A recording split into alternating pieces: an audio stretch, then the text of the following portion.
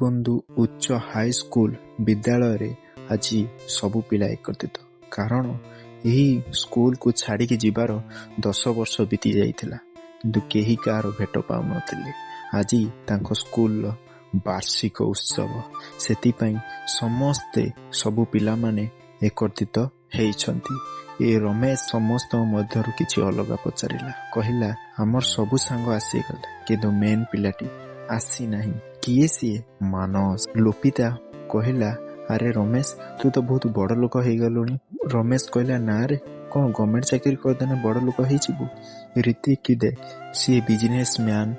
ହରି, ସିଏ ଏବେ ଟ୍ରାନ୍ସପୋର୍ଟିଂ ତାର ଅଛି।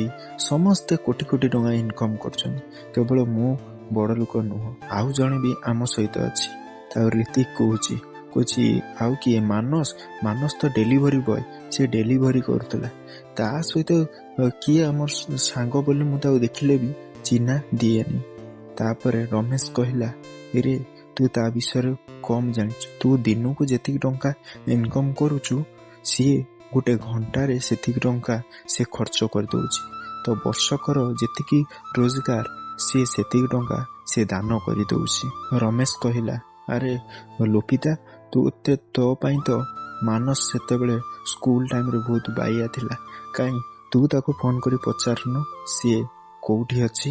ଲୋପିତା ଫୋନ କଲା ମାନସକୁ।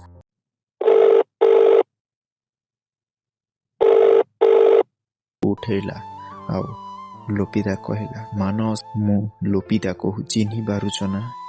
ମାନସ ଆଉ କିଛି କହିଲାନି। ପୁଣି କହିଲା, ଲୋପିତା, ମାନସ, ମତେ ଚିହ୍ନି ପାରୁଛ ନା? ମୁଁ ଲୋପିତା କହୁଛି, ମତେ ଚିହ୍ନି ପାରୁଛ ନା? କିଛି କହିଲାନି। ଯେତେ କିଛି ନ କହିଲା, ଲୋପିତା କଲଟିକୁ କାଟିଦେଲା। କଲଟିକୁ କାଟି ଦେଇକି ପଛକୁ ଅନେଇଲା, ପହଞ୍ଚି ଯାଇଛି। ମାନସ ବହୁ ଜଣଙ୍କ ଶିଳ୍ପପତି ଭିତରେ ସିଏ 1 ନମ୍ବର।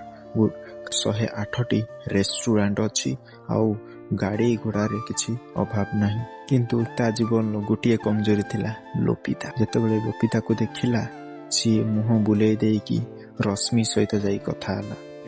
କହିଲା, ମାନସ, କ'ଣ ଖବର? ବହୁତ ଦିନ ପରେ ଆଜି ଦେଖା ହେଲା। ତାପରେ ଲୋପିତା ତା ପାଖକୁ ଯିବା ପାଇଁ ଚେଷ୍ଟା କଲା, କିନ୍ତୁ ମାନସ ତାକୁ ଆଭଏଡ କରି ରଶ୍ମି ସହିତ କଥା ହେଲା। ରଶ୍ମି ସହିତ କଥା ହେଲା ପରେ ଗୀତା ସହିତ କଥା ହେଲା। ତାପରେ ରମେଶ କହିଲା, ଆରେ ମାନସ, ତୁ ପା ଲୋପିତାକୁ ଭଲ ପାଉଥିଲୁ, ତୁ କାହିଁକି ତାକୁ ଆଭଏଡ କରୁଛୁ?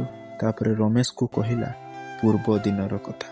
ଯେତେବେଳେ ଲୋପିତାକୁ ଭଲ ପାଉଥିଲା, ସେତେବେଳେ ତା ପାଖରେ କୌଣସି ରୋଜଗାର ନଥିଲା, ସେଥିପାଇଁ ସେ ଡେଲିଭରି ବୟ କାମ କରୁଥିଲା।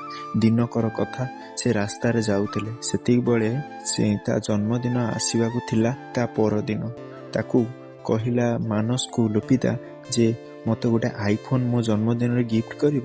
ମାନସ କହିଲା, ମୋ ପାଖରେ କାହିଁ ଏତେ ପଇସା, ଦେଖିବା କ'ଣ ଗୋଟେ କରିବା। ସେଇ ଟାଇମରେ ଆମର ଆସିକି ପହଞ୍ଚେ ରକି, ଯିଏକି ମାନସର ପିଲାଦିନ ସାଙ୍ଗ। ସେହି ପିଲାଦିନ ସାଙ୍ଗ ଯେତେବେଳେ ଦେଖା ହେଲା, ସିଏ ବି ବହୁତ କୋଟିପତି, ଯାହାକି ତା ପଇସା ପଛରେ ବହୁତ ଖର୍ଚ୍ଚ କରେ। ସେହି ଟାଇମରେ ରକିକୁ ଦେଖି ତା ମନରେ ଜାଗୃତ ହେଲା ଲୋପିତାର, କାହିଁକି ମାନସକୁ ମୁଁ ଭଲ ପାଇବି? ମାନସ ପାଖରେ ତ କିଛି ନାହିଁ, ମୁଁ ରକିକି ହିଁ ଭଲ ପାଇବି ମନରେ ଆସିଲା। ବେଳେ ରକିକି ଭଲ ପାଇବି କଥା ଆସିଲା, ତାପରେ ମାନସ ତା ପରଦିନ ଗୋଟେ ରେଷ୍ଟୁରାଣ୍ଟ ବୁକିଂ କଲା। ସେ ରେଷ୍ଟୁରାଣ୍ଟରେ ତା ସହିତ ଦେଖା ହେଲା, ଆଉ ଦେଖିଲା ତା ହାତରେ ଗୋଟେ ଆଇଫୋନ। ତ ପଚାରିଲା, ଏଇ ଆଇଫୋନଟା କିଏ ଦେଇଛି? ସେ କହିଲା, ଏଇ ଆଇଫୋନଟା ମୋ ବାପା ଦେଇଛି। କହିଲି, ତୋ ବାପା ଯଦି ତୋତେ କଲେଜ ଆଡମିସନ ବେଳେ ପଇସା ଦେଇପାରୁନଥିଲେ, ତ ଗ୍ଲାସ ଭାଙ୍ଗି ଯାଇଥିଲା ପକେଇ ପାରୁନ, ତୁ ଏଇ ଆଇଫୋନ ଆଣିଲୁ କୋଉଠି? ତାପର ଦିନ ସିଏ ଡେଲିଭରି କଲ ଆସିଲା, ସିଏ ଗୋଟେ କେକ୍ ନେଇକି ଗଲା।